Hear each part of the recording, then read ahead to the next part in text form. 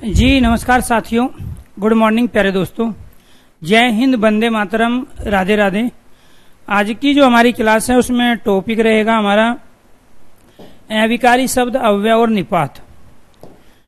अविकारी शब्द क्या होते हैं और ये कितने प्रकार के होते हैं, इनके बारे में जानेंगे। अविकारी शब्द, इससे पहले वाली क्लास में हमने इसके बारे में चर्चा की थी।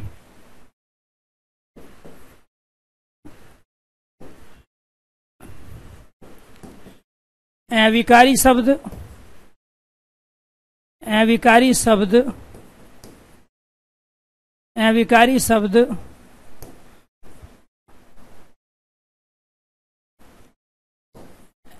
अविकारी शब्द वे शब्द, अविकारी शब्द वे शब्द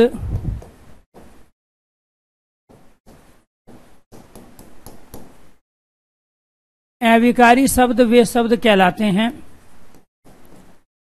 अविकारी शब्द वे शब्द कहलाते हैं जो लिंग वचन, अविकारी शब्द वे शब्द कहलाते हैं जो लिंग वचन, पुरुष, पुरुषकाल, पुरुषकाल कारक में, पुरुषकाल कारक में परिवर्तित, पुरुषकाल कारक में परिवर्तित नहीं होते हैं, नहीं होते हैं, वो क्या कहलाते हैं? अविकारी शब्द। जो शब्द जैसे हो उनका, जो शब्द जैसे हो उनका वैसा ही, जो शब्द जैसे हो उनका वैसा ही प्रयोग, जो शब्द जैसे हो उनका वैसा ही प्रयोग सभी जगह, सभी जगह किया जाए, सभी जगह किया जाए तो, सभी जगह किया जाए तो वे अविकारी शब्द, तो वे अविकारी शब्द,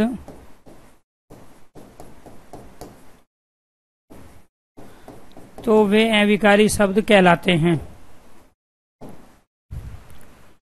अविकारी शब्द कहलाते हैं। अविकारी शब्द का, अविकारी शब्द का दूसरा नाम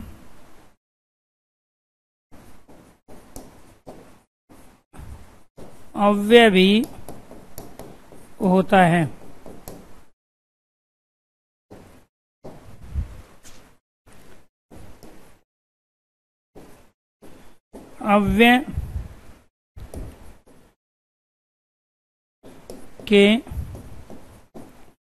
अव्यय के मूल भेद 4 तथा कुल भेद 5 होते हैं। मूल भेद 4 और कुल भेद 5 होते हैं। तो मूल भेदों के अंतर्गत कौन कौन से भेद आएंगे? अविकारी यथार्थ अव्यय के,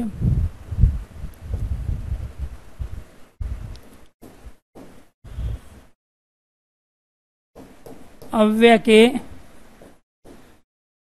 प्रकार कितने? 4। कौन कौन से? क्रिया विशेषण अव्यय, दूसरे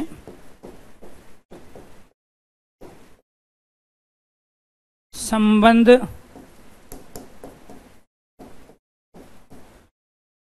क्रिया विशेषण अव्यय संबंध बोधक अव्यय क्रिया विशेषण अव्यय संबंध बोधक अव्यय। तीसरा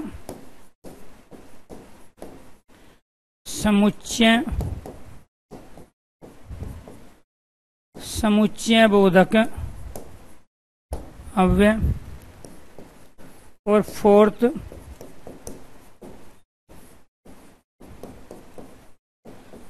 विषम्य बोधक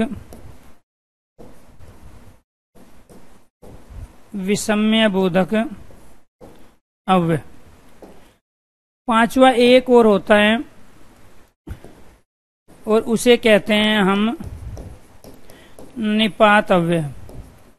ये भी अविकारी शब्दों के अंतर्गत ही आता है, लेकिन ये आपको ये ध्यान रखना है, ये मूल भेदों में नहीं है, क्योंकि निपात का काम वो नहीं होता है जो ऊपर के इन चार अविकारी अव्यय शब्दों का होता है। तो जब वो पूछे अव्यय के मूल भेद तो राइट आंसर 4, जो आपके सामने ये 4 लिखे हैं। और जब वो 4 और 5 दोनों ऑप्शन में दे तो राइट आंसर होता है 5। मैक्सिमम डिजिट ली जाती है। तो ये आपको ध्यान रखना है। क्रिया विशेषण, संबंध बोधक, समुच्चय बोधक, विषम्य बोधक और ये क्या कहलाए यहाँ पे निपात अव्यय। नेक्स्ट, यहाँ पर ये डेफिनेशन और भेदों से संबंधित प्रश्न थे कि अविकारी शब्द वे शब्द कहलाते हैं जो लिंग वचन पुरुष काल कारक में परिवर्तित नहीं होते हैं। एक पॉइंट, अर्थात जैसे हमने आज शब्द का प्रयोग किया तो आज का आजे और आजी नहीं बना सकते, इसलिए आज अविकारी शब्द हैं। ऐसे अंदर का शब्द हम प्रयोग करते हैं तो अंदर का अंदरी और अंदरे नहीं बना सकते, तो इसलिए अंदर भी क्या है अविकारी शब्द है। अचानक है, अचानक का स्त्रीलिंग में अचानकी या बहुवचन में अचानक नहीं बनेगा, इसलिए अचानक शब्द भी अविकारी अर्थात अव्यय है। जो शब्द जैसे हो उनका वैसा ही प्रयोग सभी जगह कहाँ, सभी लिंगों में, वचन में, पुरुष में, काल में और कारक में। कितने लिंग होते हैं? 3 लिंग, पुल्लिंग, स्त्रीलिंग और उभयलिंग। कितने वचन होते हैं? 2 वचन, एक वचन और बहुवचन। हिंदी में कितने पुरुष होते हैं? 3, उत्तम पुरुष, मध्यम पुरुष और अन्य पुरुष। काल, वर्तमान, भूत और भविष्य। और कारक हिंदी में 8 होते हैं। तो इसीलिए आपको ध्यान रखना है। तो 8 प्रकार के कारकों में, 3 प्रकार के कालों में, 3 प्रकार के पुरुष में, 2 प्रकार के वचन में, 3 प्रकार के लिंगों में जिसका परिवर्तन ना हो तो उसको हम क्या कहेंगे? अविकारी शब्द कहेंगे। अविकारी शब्दों का दूसरा नाम क्या होता है? अव्यय। और अव्यय के मूल भेद कितने होते हैं? अव्यय के मूल भेद होते हैं 2 और कुल भेद होते हैं 5। तो 5वां भेद कौन सा होता है? निपात अव्यय। निम्नलिखित में से कौन सा अविकारी का भेद नहीं है? निम्नलिखित में से कौन सा अव्यय का भेद नहीं है? तो यहां आपको ध्यान रखना है, क्रिया विशेषण अव्यय, संबंध बोधक अव्यय, समुच्चय बोधक, विषम्य बोधक, निपात अव्यय को छोड़ के जो भी आ जाए तो वो अव्यय का भेद नहीं है। और इनमें से जो आ जाए वो अविकारी अर्थात अव्यय का भेद है, प्रकार है। एक एक को लेके आगे बढ़ेंगे। पहला है हमारा क्रिया विशेषण अव्यय। क्रिया विशेषण अव्यय यहां पे लिख लेते हैं।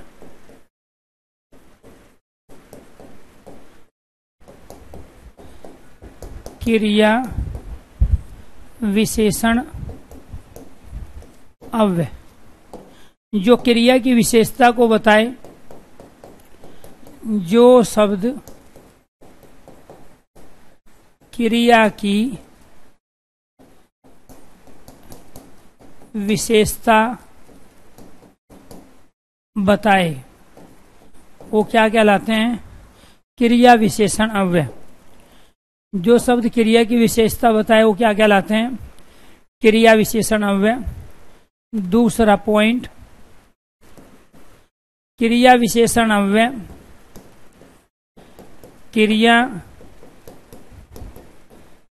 क्रिया विशेषण अव्यय क्रिया विशेषण अव्यय 4 प्रकार के होते हैं। क्रिया विशेषण अव्यय 4 प्रकार के होते हैं। एक प्रकार है कालवाची, दूसरा है स्थानवाची, स्थानवाची क्रिया विशेषण, तीसरा परिमाणवाची क्रिया विशेषण और चौथा रीतिवाची क्रिया विशेषण। क्या है? रीतिवाची क्रिया विशेषण। तो यहाँ काल कहते हैं समय को, जो समय को कहता हो,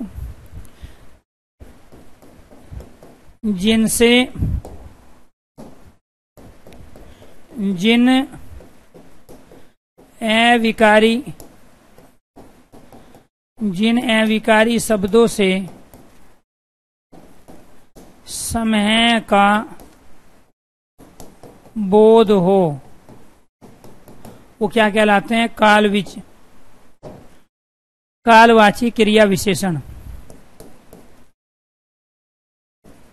जो शब्द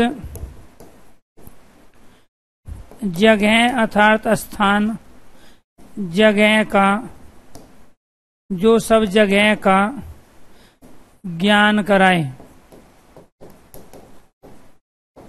जो शब्द जगह का ज्ञान कराए, वो क्या कहलाते हैं? हमारे स्थानवाची। जिन शब्दों से मात्रा का बोध हो, वो क्या कहलाते हैं? परिमाणवाची। क्या कहलाएंगे? परिमाणवाची। जिन शब्दों से क्रिया के होने की स्थिति, जिन शब्दों से क्रिया के होने की स्थिति का ज्ञान हो, जिन शब्दों से क्रिया के होने की स्थिति का ज्ञान हो, अर्थात कार्य के होने के तरीके का पता चले, कार्य के होने के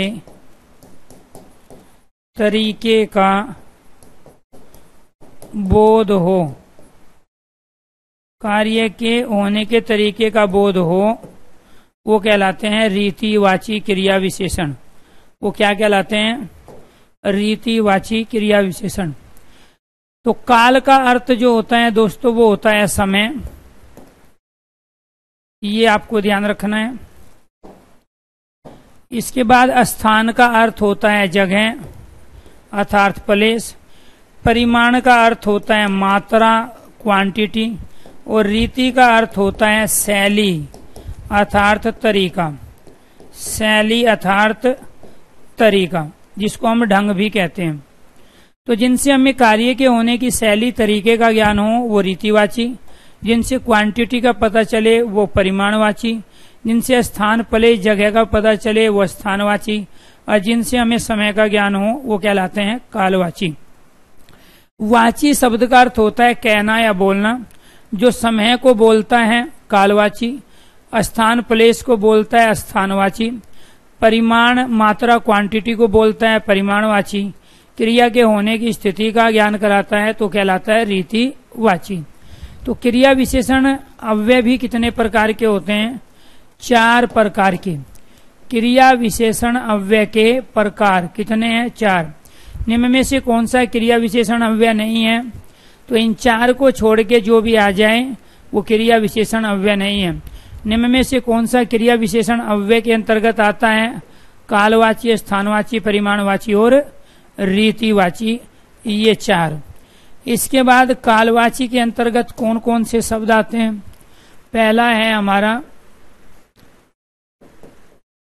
कालवाची क्रिया विशेषण। तो यहां टॉपिक हो गया हमारा क्रिया विशेषण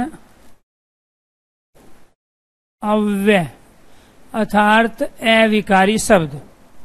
व्यय का अर्थ होता है खर्च, और अव्यय उसे कहते हैं जो कभी खर्च नहीं होते, जैसे होते हैं वो ऐसे ही रहे, तो उनको हम अविकारी अर्थात अव्यय कहते हैं। एक होता है हमारा कालवाची, कालवाची अव्यय। इस कालवाची अव्यय के अंतर्गत जो हम शब्द प्रयोग करते हैं, आज, कल, परसों, अभी, अभी अभी, अभी अभी अभी,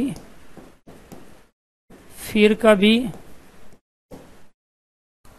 फिर कभी, बाद में, बाद में, अब, जब, कब, तब, पश्चात, तत्पश्चात। ये सारे के सारे क्या कहलाए हमारे कालवाची अव्यय। इसके बाद दूसरा जो होता है हमारा वो होता है स्थानवाची, जिससे हमें किसका ज्ञान होगा, स्थानवाची क्रिया विशेषण अव्यय। इसमें हमें जगह का बोध होगा। कैसे?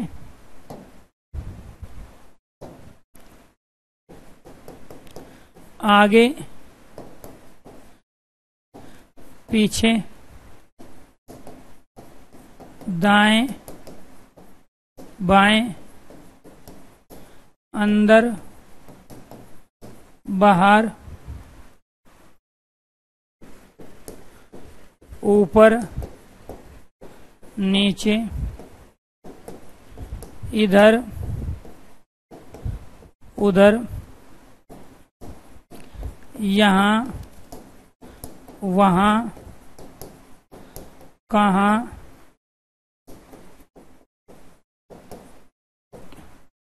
किधर, इस ओर, उस ओर। ये सब क्या है हमारे स्थानवाची क्रिया विशेषण। इसके बाद तीसरा है हमारा परिमाणवाची अव्यय।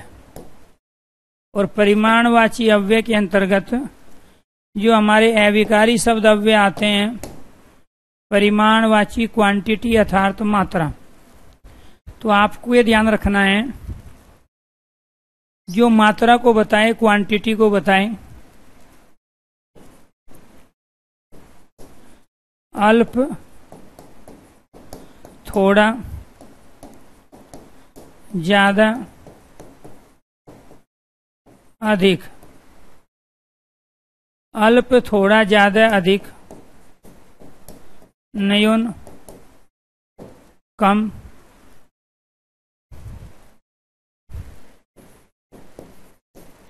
बहुत, बहुतायत,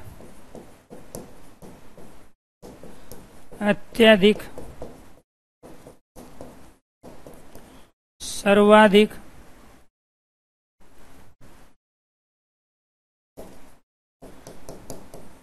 न्यूनाधिक, स्वल्प जो अपने से कम हो, अधिका अधिक, अधिका अधिक। ये सब क्या है हमारे बूंद बूंद। बूंद भी क्या है, या बूंद बूंद, ये सब कहलाते हैं हमारे क्वांटिटी को बताने वाले परिमाणवाची शब्द। क्वांटिटी को बताने वाले ये सब क्या कहलाएंगे हमारे परिमाणवाची शब्द। फोर्थ है हमारा रीतिवाची अव्यय जो कार्य के होने के तरीके का ज्ञान कराए उसको कहते हैं हम रीतिवाची क्रिया विशेषण अव्यय। यहाँ कौन कौन से शब्दों का प्रयोग करेंगे? अचानक, एकाएक, सहसा, एकदम, धीरे, जल्दी, तेज।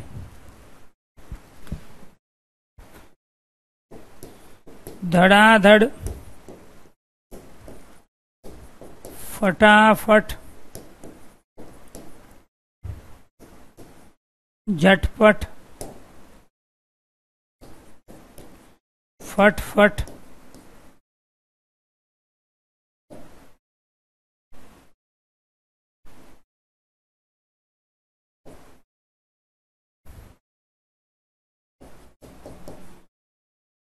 शीघ्र,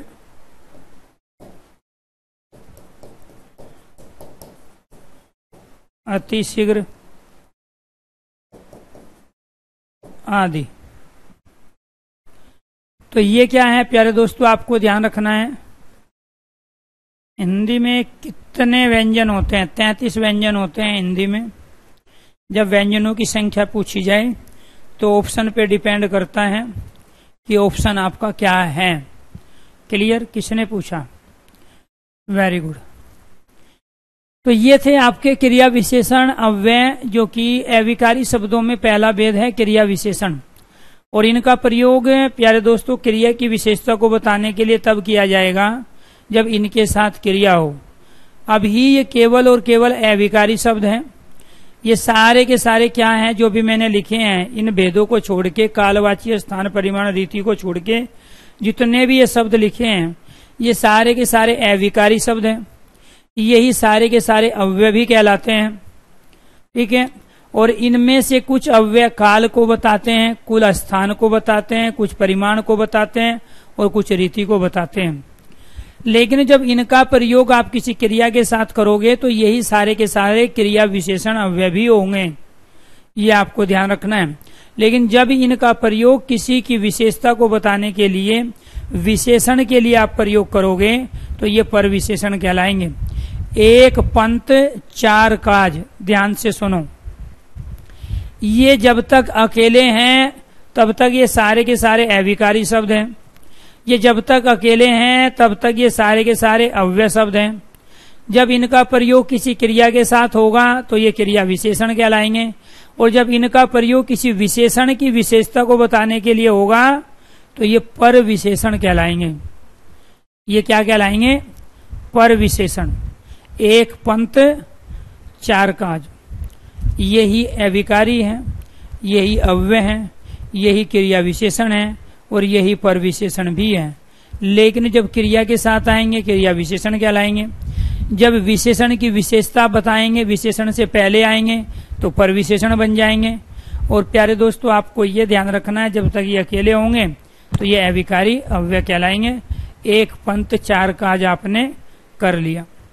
अब यहाँ पे समझो इनको। तो यहाँ एक तो है आपका अविकारी अर्थात अव्यय। अविकारी का दूसरा नाम क्या है? अव्यय है। अविकारी शब्द। क्लियर? दूसरा है आपका क्रिया विशेषण। क्रिया विशेषण अव्यय। तीसरा है आपका संबंध बोधक। क्या है? संबंध बोधक अव्यय। यहाँ ये संबंध बोधक होंगे, ये क्रिया विशेषण होंगे और ये अविकारी कहलाएंगे। और चौथे नंबर पे जो है ये क्या है? पर विशेषण है। चौथे नंबर पे क्या है? ये पर विशेषण। तो ये कौन सा नंबर हो गया आपका? एक, ये दो और ये क्या हो गया आपके तीन। अब समझो ध्यान से। हमने यहाँ एक शब्द प्रयोग किया बाहर, यहाँ प्रयोग किया बाहर जाओ, यहाँ प्रयोग किया घर से बाहर जाओ। फिर हमने यहाँ प्रयोग किया अंदर, अंदर बैठो। फिर हमने प्रयोग किया घर के अंदर बैठो। यहाँ फिर हमने प्रयोग किया आगे, यहाँ प्रयोग किया आगे बढ़ो, और यहाँ प्रयोग किया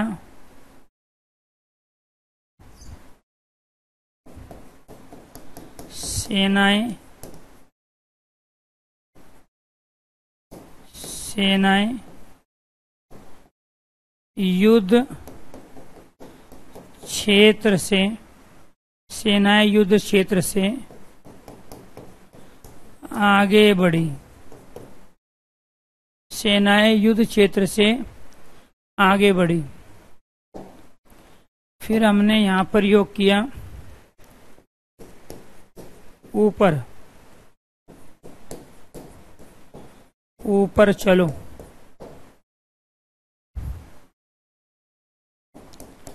बंदर छत के ऊपर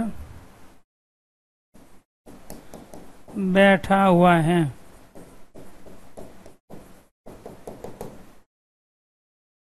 यह बंदर छत पर बैठा हुआ है। ठीक है, तो यहां आपको ध्यान, या दीवार पर बैठा है, तो ये आपको ध्यान रखना है दोस्तों। मैंने जानबूझ के 4 शब्द का प्रयोग करके आपको यहाँ इन 3 चीजों में अंतर दिखाने की कोशिश की। क्या अंतर है? ये बाहर, अंदर, आगे और ऊपर, ये अविकारी शब्द है जिसको हम अव्यय कहते हैं, क्योंकि ये अकेले हैं। ये क्या है? ये अकेले हैं। क्रिया विशेषण अव्यय क्या कहलाएंगे? बाहर जाओ, अंदर बैठो, आगे बढ़ो, ऊपर चलो। ये क्रिया विशेषण क्यों नहीं है? क्योंकि इनके साथ क्रिया है ही नहीं। तो क्रिया विशेषण तो उसे कहेंगे ना जो क्रिया की विशेषता को बताएंगे। तो यहाँ क्या लिखा आपने? जो शब्द क्रिया की विशेषता बताए वो क्रिया विशेषण कहलाएंगे। तो जब यहाँ क्रिया है ही नहीं तो फिर ये क्रिया की विशेषता कहाँ बताएंगे? क्रिया तो यहाँ है, यहाँ जाओ, यहाँ बैठो, यहाँ बढ़ो, यहाँ चलो। तो आपको ये ध्यान रखना है दोस्तों, जो क्रिया की विशेषता को बता रहे हैं उनको हम क्रिया विशेषण कह रहे हैं। यहाँ चूंकि क्रिया है, अब ये बाहर, अंदर, आगे और ऊपर, ये क्रिया विशेषण कहलाए। क्लियर? तो आपको ये ध्यान रखना है, यहाँ पर ये अविकारी इसलिए कहलाए कि हम इनको किसी लिंग, वचन, काल, कारक में बदल नहीं सकते। तो बाहरी शब्द का प्रयोग विशेषण के रूप में करते हैं बाहरी लोग। तो ऐसे बहुत सारे शब्द होते हैं जो संज्ञा, सर्वनाम, विशेषण, क्रिया, अव्यय से विशेषण के रूप में प्रयोग होते हैं, या फिर उनसे क्रिया बनाई जाती है। क्योंकि संज्ञा से क्रिया का, सर्वनाम से क्रिया का, इसके बाद विशेषण से क्रिया बनती है। तो जिस प्रकार संज्ञा, सर्वनाम, विशेषण से नाम धातु क्रिया बनती है, ऐसे ही बहुत सारे अविकारी अव्यय शब्दों से विशेषण बनते हैं। तो बाहरी यहाँ अविकारी शब्द नहीं है, वो यहाँ विशेषण है। वो किससे बना है? इस बाहर से बना है। क्लियर? लेकिन अंदर का बनाना आप, अंदर से अंदरी, अंदरे, आगे से आगी, आगिए, ठीक है, ऊपर से ऊपरी, ये विशेषण बना। तो जिस प्रकार संज्ञा से भाववाचक संज्ञा का निर्माण, विशेषण से भाववाचक संज्ञा का निर्माण, भाववाचक संज्ञा से विशेषण का निर्माण होता है, ऐसे ही अविकारी शब्द अव्यय निपातों से भी विशेषणों का निर्माण होता है। तो जो आप बाहरी और ऊपरी की बात कर रहे हो तो वो यहाँ पर विशेषण है, जबकि यहाँ ऊपर और बाहर अविकारी शब्द अव्यय है। इसके बाद यहाँ क्रिया थी, ये क्रिया विशेषण कहलाए। लेकिन जब हम इन अविकारी अव्यय शब्दों का प्रयोग किसी संज्ञा के साथ करें, कौन सी संज्ञा? घर। यहाँ पे क्या है? संज्ञा घर। यहाँ पे क्या है? संज्ञा सेना। यहाँ पे क्या है? बंदर, छत और युद्ध। ये सब क्या है? यहाँ संज्ञा है। तो जब भी हम किसी अविकारी शब्द अव्यय का प्रयोग किसी संज्ञा या सर्वनाम के साथ करते हैं, वह छत के ऊपर बैठा है, तो हम इस बंदर को हटा के इसके स्थान पर वह का भी प्रयोग कर सकते हैं। तो वह क्या हो गया? सर्वनाम। तो जब भी संज्ञा और सर्वनाम के साथ में किसी अविकारी शब्द अव्यय का प्रयोग करते हैं तो वो संबंध बोधक अव्यय कहलाते हैं। उस समय वो ना क्रिया विशेषण होते, ना वे अविकारी होते, बल्कि वो संबंध बोधक होते हैं। वो उसके ऊपर डिपेंड करता है कि वो कैसे पूछे। वो कहेगा बताइए बाहर क्या है? संज्ञा, सर्वनाम, विशेषण, क्रिया या फिर अव्यय। तो आपका राइट आंसर होगा अव्यय। फिर वो पूछेगा बाहर बताइए क्या है? कालवाची, स्थानवाची, परिमाणवाची, रीतिवाची। तो आप कहोगे बाहर स्थानवाची है, क्योंकि ये किसको बता रहा है? स्थान, प्लेस को। फिर वो पूछेगा बताइए बाहर क्या है? क्रिया विशेषण अव्यय है, संबंध बोधक है, समुच्चय बोधक है, विषम्य बोधक है। तो आप कहोगे यहाँ इनमें से बाहर अविकारी शब्द है, न क्रिया विशेषण है न संबंध बोधक है, क्योंकि क्रिया विशेषण तो तब होता जब क्रिया की विशेषता को बताता। तो वो उसके ऊपर डिपेंड करता है कि वो आपको कौन से ऑप्शन देता है। एक ही शब्द से 25 प्रकार के प्रश्न बनते हैं और एक सेंटेंस से 19 प्रकार के प्रश्न बनते हैं। अब वो उसकी मर्जी है वो कहाँ पूछे। ठीक है, वो जरूरी है वो बाहर को यहाँ विकारी अविकारी में पूछे। वो पूछ लेगा तत्सम है कि तद्भव है, आपसे ये पूछ लेगा। ठीक है, इसके साथ आपसे ये पूछ लेगा कि एक वचन का है कि बहुवचन का है। बात समझ में आई? तो ऐसे बहुत सारे क्वेश्चन हम इनसे बाहर का समानार्थी बताइए, बाहर का विलोम शब्द बताइए, बाहर का अनेकार्थी बताइए क्या होगा। ठीक है, बाहर शब्द का मुहावरे में प्रयोग कीजिए।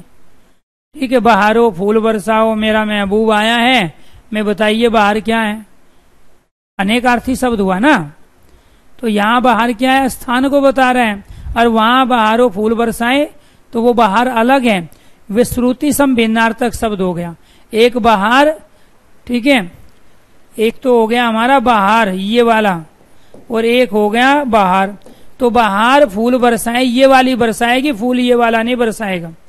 तो ये क्या हो गया? श्रुति सम भिन्नार्थक शब्द, जो सुनने में एक जैसे लग रहे हैं, अर्थ है दोनों का अलग अलग।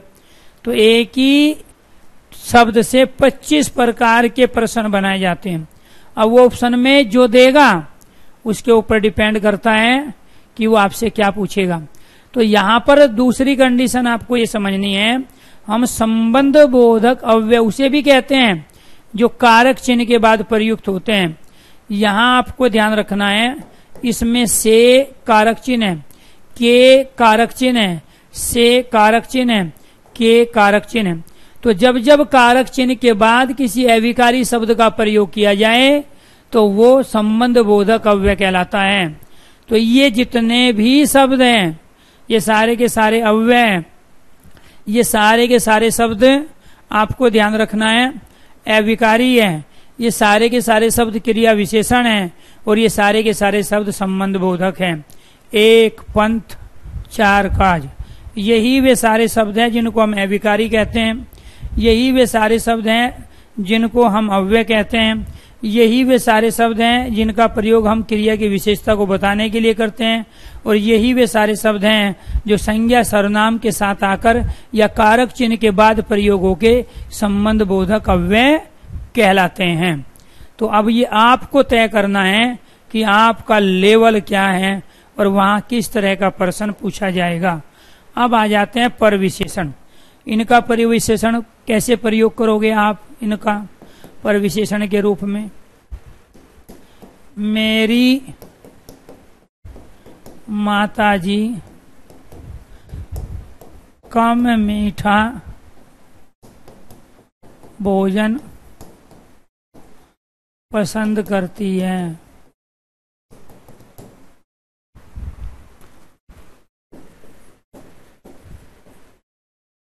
यह घोड़ा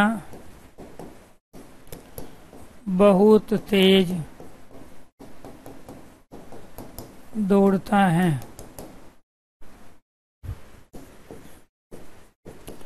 मैंने आज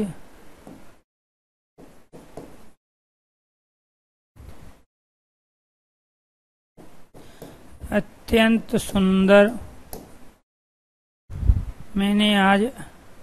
सुंदर दृश्य देखा। प्यारे दोस्तों, आप इसी से समझ जाओगे।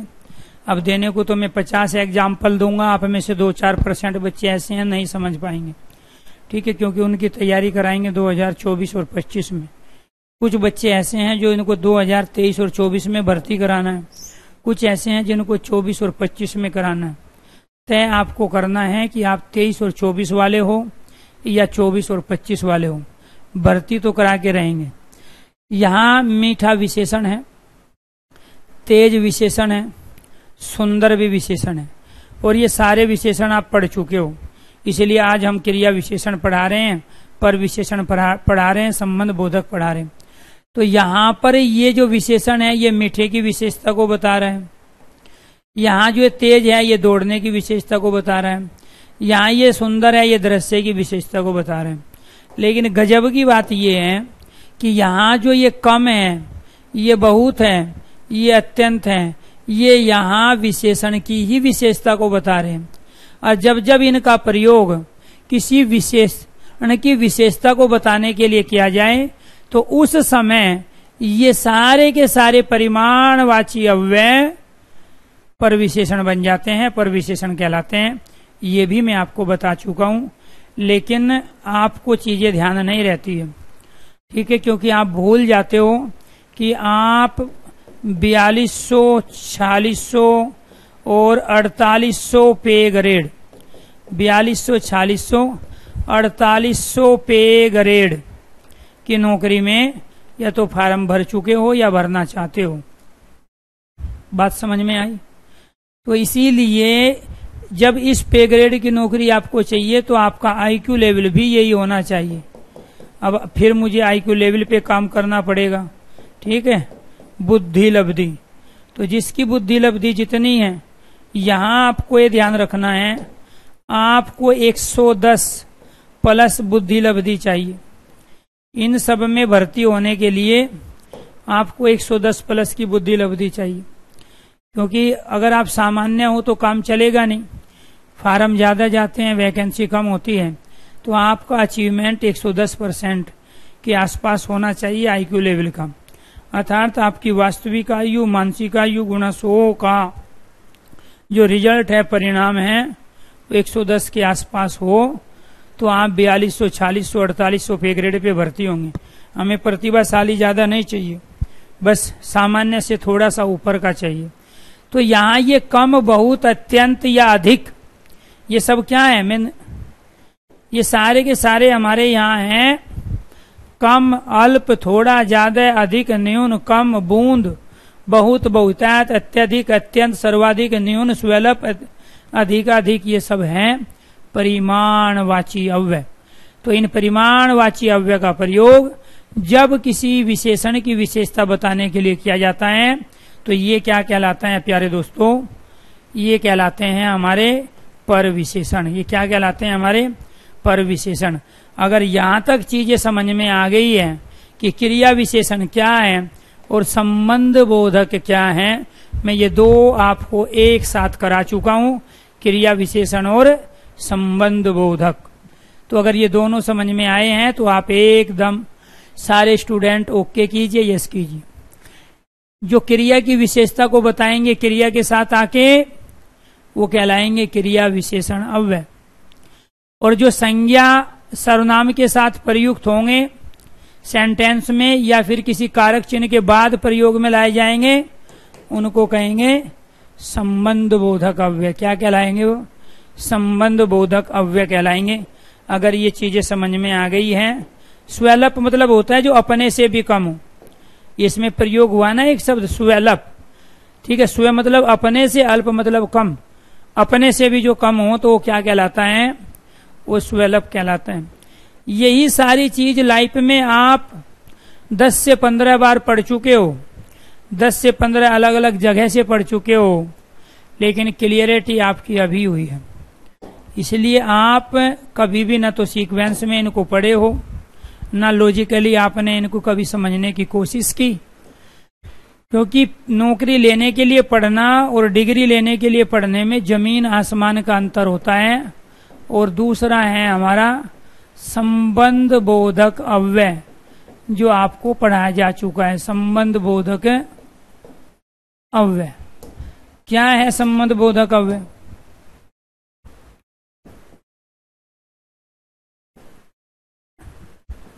जब क्रिया विशेषण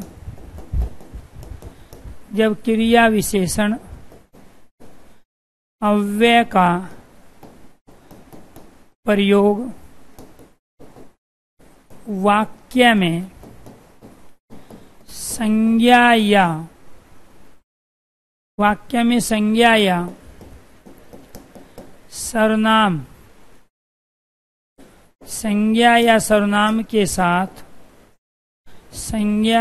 सर्वनाम के साथ संबंध बताने के लिए हो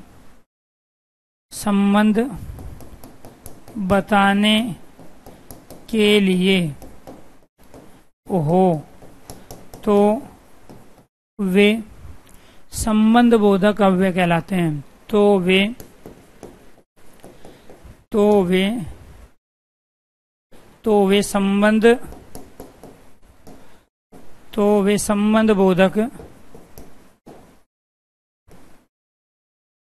संबंध बोधक अव्यय कहलाते हैं। तो वे संबंध बोधक अव्यय कहलाते हैं। दूसरा संबंध बोधक अव्यय जब किसी क्रिया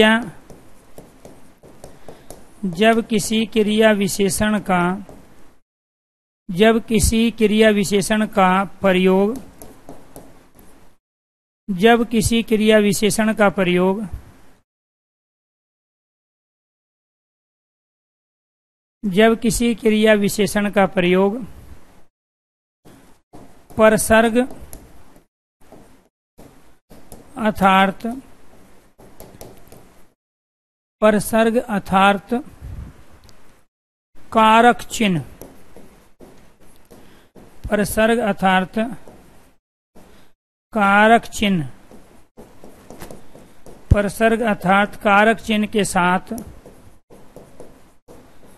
परसर्ग अर्थात कारक चिन्ह के साथ किया जाता है तो वे संबंध बोधक बन जाते हैं। तो वे संबंध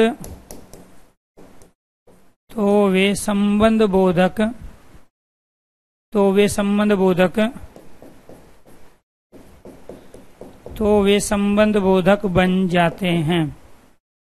तो ये आपको ध्यान रखना है। तो वे संबंध बोधक बन जाते हैं।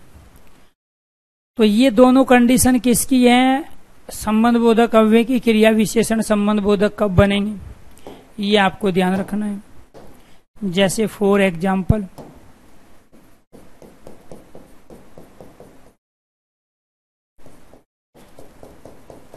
सेनाएं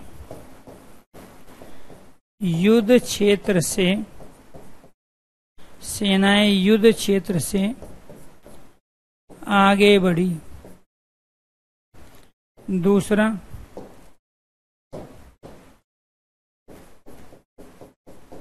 सेनाएं आगे बढ़ी।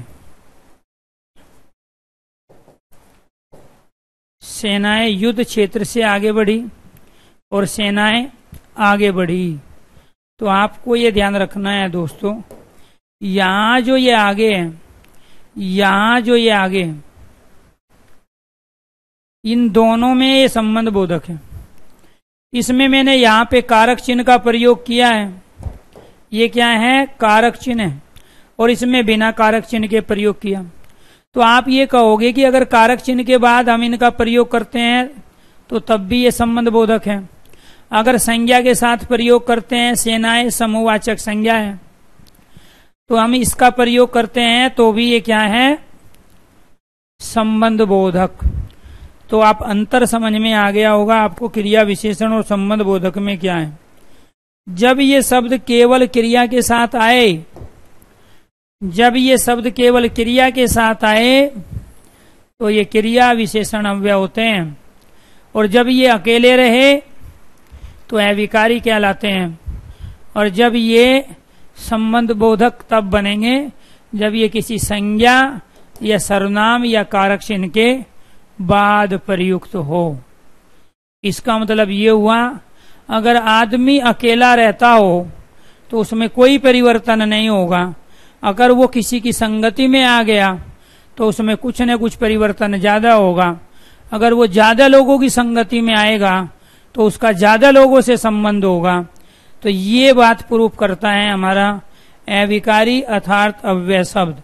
प्रकृति का नियम यही है, जब तक अकेले हो तब तक कोई परिवर्तन नहीं। आप कुछ भी सोच रहे हो वो सही भी हो सकता है, गलत भी। जब आप कुछ लोगों के साथ जुड़ोगे तो कुछ इफेक्ट पड़ेगा, परिवर्तन आएगा, ठीक है। और जब ज्यादा लोगों के साथ संपर्क में आओगे तो ज्यादा लोगों से संबंध बनेंगे और आप ज्यादा सीख पाओगे। इसलिए आपको अकेलेपन से दूर निकलना है, ठीक है। स्टूडेंट लाइफ में सही तरीके से बनाए गए संबंध परिवार में, परिवार से बाहर, रिश्तेदारी में और अपने स्कूल कॉलेजों के टाइम पे ही आपके सच्चे मित्र साबित होते हैं। लेकिन सच्चे मित्र की पहचान और सच्चे मित्र होना उतना ही डिफिकल्ट है जितना डिफिकल्ट इंसान को अपने लक्ष्य पाने के लिए झेलना पड़ता है। तो ये आपको ध्यान रखना है कि यहाँ पर हमने एक पंथ चार काज किए, एक ही शब्द को दिखाया कि किस तरह से वो अलग अलग रूप में यहाँ पे प्रयोग में लाए जा रहे हैं। तो कितने हो गए हमारे, 2। अगर आपके ये दोनों के दोनों कंप्लीट हो गए हैं, क्रिया विशेषण अव्यय और संबंध बोधक, तो एक बार आप सारे स्टूडेंट ओके कीजिए, यस कीजिए, क्योंकि समुच्चय और विषम्य निपात के बारे में हम नेक्स्ट क्लास में पढ़ेंगे। दोस्तों आपको ये ध्यान रखना है कि यहाँ आज, कल, परसों, अभी, अभी अभी, फिर कभी, बाद में, अब, जब, कब, तब, पश्चात, तत्पश्चात, ये हमें काल अर्थात समय की सूचना दे रहे हैं। आगे पीछे, दाएं बाएं, अंदर बाहर, ऊपर नीचे, इधर उधर, यहाँ वहाँ, कहाँ किधर, इस ओर उस ओर, ये सारे हमें स्थान प्लेस की सूचना दे रहे हैं। ये अल्प थोड़ा, ठीक है, ज्यादा अधिक, न्यून कम, बूंद बूंद, बहुत बहुतायत, ठीक है, अत्यधिक सर्वाधिक, न्यूनाधिक, स्वल्प जो अपने से कम हो, अधिकाधिक जो अधिक से भी अधिक हो, ये सारे हमें क्वांटिटी मात्रा का ज्ञान करा रहे हैं। इसलिए इनको परिमाणवाची कहते हैं। ये अचानक, एकाएक, सहसा, एकदम, धीरे, जल्दी, तेज, धड़ाधड़, फटाफट, ठीक है, झटपट, फटफट, शीघ्र, अतिशीघ्र, ये सब हमें क्रिया के होने की स्थिति, तरीके, ढंग का ज्ञान करा रहे हैं। इसी वजह से इनको रीतिवाची क्रिया विशेषण कहते हैं।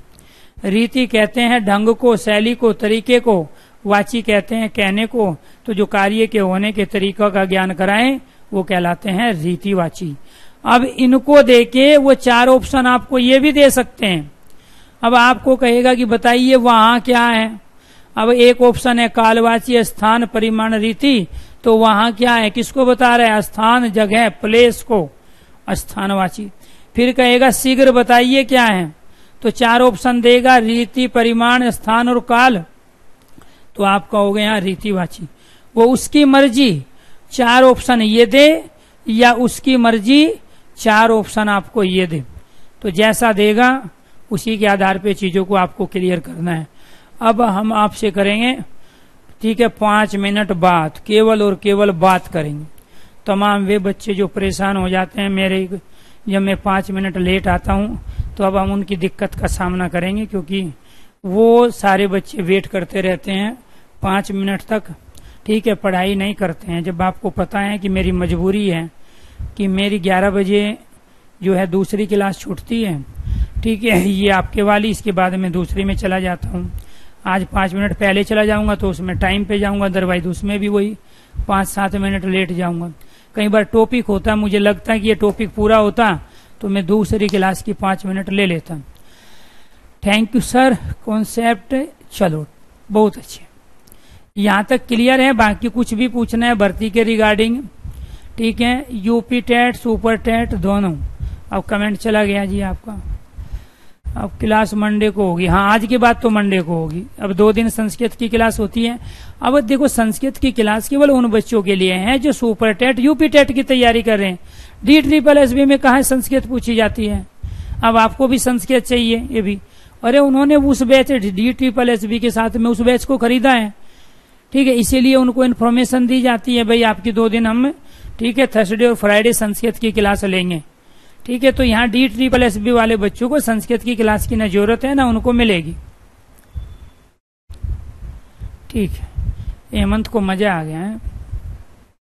पहले यूपी पुलिस कांस्टेबल का बैच ला रहे हैं 15 मई को, ठीक है, तो इसमें 5 मई को हम रजिस्ट्रेशन शुरू करेंगे। आज पोस्टर रिलीज कर देंगे, ठीक है, यूपी पुलिस कांस्टेबल का। 15 मई से उसमें रेगुलर क्लास होगी यूपी पुलिस कांस्टेबल में, और उसके बाद में फिर लास्ट में, मई के लास्ट में UPSI का बैच लाएंगे। MA करे या MAd करे, पहले MA करो उसके बाद MAd करना, पहले MA करो फिर MAd करना। नहीं, संस्कृत की रिकॉर्डिंग क्लास नहीं मिलेगी, लाइव क्लास चलेगी केवल, वो भी थर्सडे फ्राइडे, केवल सुपर टेट और यूपी टेट के बैच में, ठीक है। CTET वालों की संस्कृत आगे करेंगे जब उनकी क्लास स्टार्ट करेंगे। DSSB के किसी भी बैच में रिकॉर्डिंग या लाइव संस्कृत की क्लास नहीं होगी।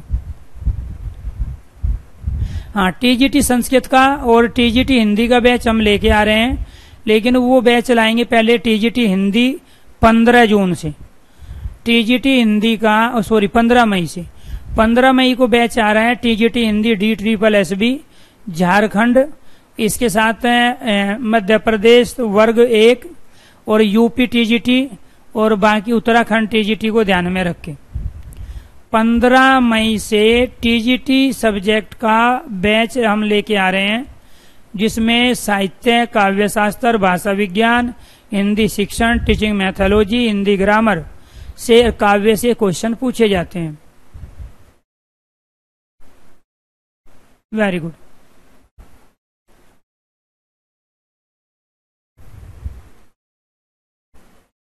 DSSB TGT सोशल साइंस का सारे बच्चे एक साथ कमेंट करने लगे हुए। जितनी की भी नीड है उतनी क्लासें होगी। हाँ, उन बैच नेट के लिए भी TGT PGT का कोई भी बैच होता है वो 3 चीजों को कवर करता है।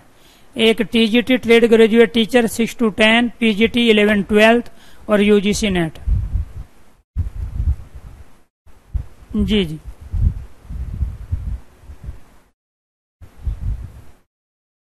जी ललिता जी, आपका कमेंट निकल गया है, आप पूछिए दोबारा से, उसी कमेंट को कीजिए, मैं रिप्लाई दे दूंगा।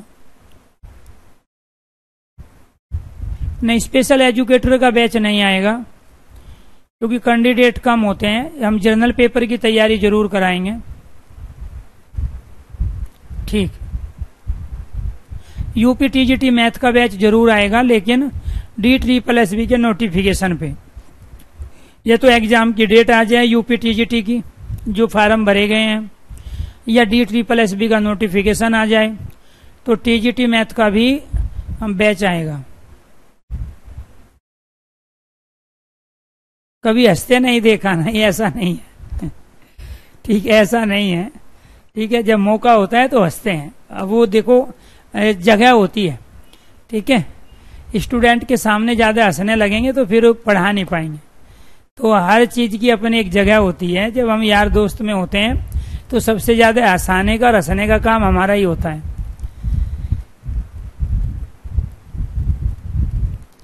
जी जी जी, कल तो मैं इंटरव्यू में ही हंसा रहा था लोगों को। तो कल इंटरव्यू लिए हमने, तमाम उसमें बच्चे आए, TGT मैथ वाले आए, TGT हिंदी वाले आए, टीजीटी इंग्लिश के थे, टीजीटी एसएसटी के थे। तो बहुत दूर दूर से बच्चे आए हुए थे, हरियाणा में अलग अलग डिस्ट्रिक्ट से, यूपी में, बिहार से अलग अलग डिस्ट्रिक्ट से। कल हमने मैं, हिमांशी मैम और केवीएस के 2 मेंबर्स थे, ठीक है। हमने इंटरव्यू के लिए बच्चों को तैयार किया और जिस तरीके से वहाँ पे आपको माहौल मिलता है इंटरव्यू का केवीएस में, वो आपको माहौल दिया गया और उसी तरह के आपसे क्वेश्चन पूछे गए, डेमो क्लास आपकी ली गई। तो उसकी रिकॉर्डिंग आ जाएगी आज या कल में, तो आप जरूर देखना, क्योंकि आप में से अगर कोई केवीएस में जाना चाहता है तो इंटरव्यू आपको देना पड़ेगा टीजीटी पीजीटी की पोस्ट के लिए, और उसकी हम तैयारी हमने शुरू कर दी है कल से। तो कल आपकी क्लास ऑफ इसीलिए थी क्योंकि हम शाम के लगभग 8 बजे तक हमने इंटरव्यू लिया, क्योंकि बहुत सारे बच्चे थे, एक एक बच्चे को बुलाना होता था।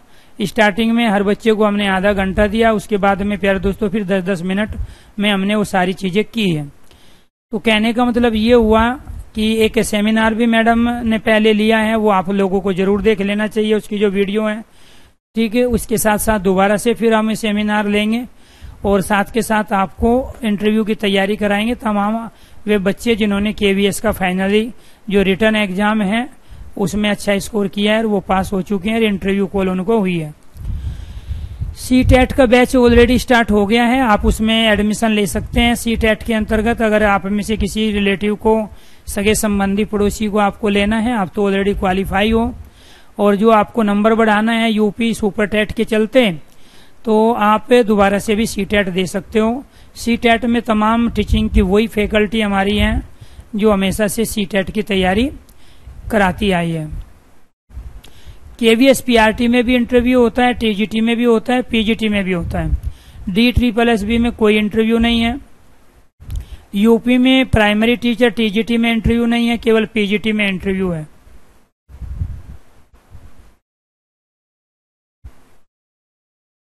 जी जी,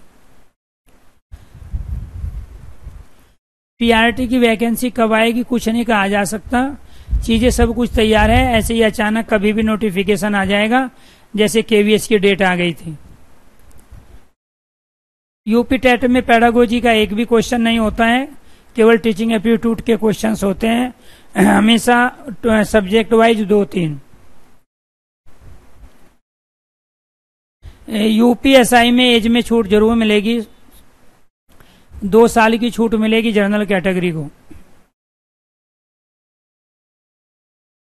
बिल्कुल आप एजुकेशन से जॉब ले सकते हैं, लेकिन आप या तो आपको एमए एजुकेशन करना चाहिए, लेकिन उससे ज्यादा अच्छा तरीका है कि आप एमएड करो, उसका फायदा हायर एजुकेशन में आपको ज्यादा मिलेगा।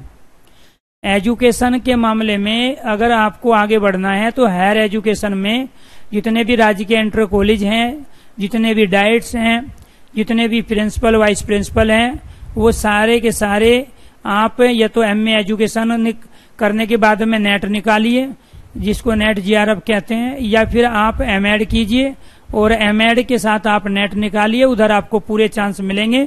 ठीक है, मान के चलो अगर आप उत्तर प्रदेश से या किसी भी आप राज्य से हो तो वहां के लोक सेवा संघ आयोग के द्वारा तमाम भर्ती निकाली जाती है, जो खासकर टीचिंग से संबंधित जितने भी हायर एजुकेशन की पोस्ट होती है उसमें एमएड या एमए एजुकेशन ही मांगा जाता है, वही लोग फार्म फिल कर सकते हैं। दिल्ली के अंदर भी आपको चांस मिलता है एससीईआरटी की तमाम पोस्ट में एमए एजुकेशन या एमएड हो। इसके साथ दिल्ली में वाइस प्रिंसिपल प्रिंसिपल दोनों का एग्जाम होता है, जो कि यूपीएससी लेती है, इंटरव्यू भी होता है, वहां पे भी आपका एमएड होना कंपलसरी है। लेकिन ध्यान रखना है, एमएड जैसे ही आप करो उससे पहले ही अपने यूजीसी नेट की भी तैयारी जारी रखें। एमए संस्कृत में पीजीटी लेवल पे केवल आपको यूपी में मौका ज्यादा मिलेगा, बाकी जगह ज्यादा चांस नहीं है, इसलिए आप पीजी संस्कृत में ना करके हिंदी में करने की कोशिश करें। तो मैं आपको बिल्कुल भी सलाह नहीं दूंगा कि आप पीजीटी आप संस्कृत की सोचो, क्योंकि दिल्ली के अंदर पीजीटी संस्कृत की पोस्ट बेहद कम होती है। इसके साथ केवीएस में बिल्कुल भी नहीं होती है, एनवीएस में बिल्कुल भी पीजीटी की पोस्ट नहीं होती है। तो इसीलिए आपके पास एक यूपी और राजस्थान और हरियाणा, ये 3 स्टेट बचते हैं जहां पीजीटी लेवल पे संस्कृत में बच्चे पढ़ते हैं। धीरे धीरे 11 12 पे जाके आने वाले समय में संस्कृत लैंग्वेज बच्चे नहीं ले रहे हैं, उसकी जगह उसके पास दूसरे जो है ना दूसरे कोर्स आ जाते हैं, शारीरिक शिक्षा बाकी वो कंसीडर कर लेते हैं, तो 2 लैंग्वेज रखते हैं, वो हिंदी और इंग्लिश। ठीक है, तो इसलिए आगे आने वाले समय को ध्यान में रख के फिलहाल की जो वैकेंट पोस्ट है उनको ध्यान में रख के मैं आपको सलाह दूंगा कि आप पीजीटी संस्कृत की तैयारी ना करें और ना आप पीजीटी संस्कृत में आप एमए करें। सोशियोलॉजी का ज्यादा फायदा 2 लेवल पे आपको मिलेगा। एक तो पीजी लेवल पे टीचिंग में आपकी पोस्टें कम है, लेकिन जब भी वैकेंसी आती है तो कंपटीशन भी कम होता है सोशियोलॉजी में। केवल लड़कियां ही ज्यादातर सोशियोलॉजी लेती हैं, लड़के नहीं लेते हैं। वैकेंसी आएगी, कंपटीशन कम रहेगा। ठीक है, आप तैयारी कर सकते हो, लेकिन सोशियोलॉजी का सबसे ज्यादा फायदा है लोक सेवा संघ आयोग की भर्तियों में। जैसे उत्तर प्रदेश लोक सेवा संघ आयोग है, बिहार लोक सेवा संघ आयोग, मध्य प्रदेश लोक सेवा संघ आयोग, उत्तराखंड लोक सेवा संघ आयोग, हरियाणा लोक सेवा संघ आयोग, वहां सोशियोलॉजी से बहुत सारी पोस्ट निकलती है डिपार्टमेंटली। ठीक है, जैसे महिला व बाल विकास मंत्रालय के अंदर जितनी पोस्ट होगी उनकी क्वालिफिकेशन ही सोशियोलॉजी होती है। चलो जी, पीआरटी में क्या बताना है संजीव जी, आप कमेंट कीजिए। आप इंग्लिश पीजीटी, हिंदी पीजीटी अपने आप में बेस्ट सब्जेक्ट हैं। ठीक है, वैकेंसी भी अच्छी होती है, कंपटीशन भी बराबर होता है, लेकिन आपको हर जगह मौका मिलेगा हिंदी और संस्कृत में पीजीटी बनने का। तो वो पॉलिटिकल साइंस, हिस्ट्री और इसके साथ ज्योग्राफी, इंग्लिश और हिंदी, ये 5 सब्जेक्ट ऐसे होते हैं, इनको ज्यादा सोचने की आवश्यकता नहीं है। जी जी, आज की यूट्यूब की जो आपकी क्लास है उसमें संस्कृत की क्लास रहेगी। जिनको super TET, UP TET, C TET और इसके साथ साथ बाकी कोई टेट देना है और उसमें जो संस्कृत पूछी जाती है, क्योंकि सुपर टेट में तो अनिवार्य है, सबके लिए कंपलसरी है, तो उनके लिए आज शाम को 8:15 बजे एक मैराथन क्लास है संस्कृत की। तो वहाँ संस्कृत के जो श्लोक है वहां से कैसे क्वेश्चन छांटना है, संस्कृत के जो गद्यांश आते हैं बिना पढ़े हुए बिना समझे हुए कैसे क्वेश्चन वहां से आप सही कर सकते हो, और किस तरीके पेडागोजी टीचिंग मेथोडोलॉजी संस्कृत में पूछी जाती है उसके तरीके को बताएंगे आज शाम को 8:15 बजे। इसके बाद हिंदी बाई अनुसार पर जो क्लास है जहां हर बार टॉपिक पूछा जाता है हर एग्जाम में, वो है भाषा बोली उपबोली का। तो शाम को 9:15 बजे आपकी जो क्लास होगी आज हिंदी बाई अनुसार यूट्यूब चैनल पर, वो भाषा बोली और उपबोली की होगी। बाकी कराएंगे आपको नेक्स्ट क्लास मंडे में। सभी दोस्तों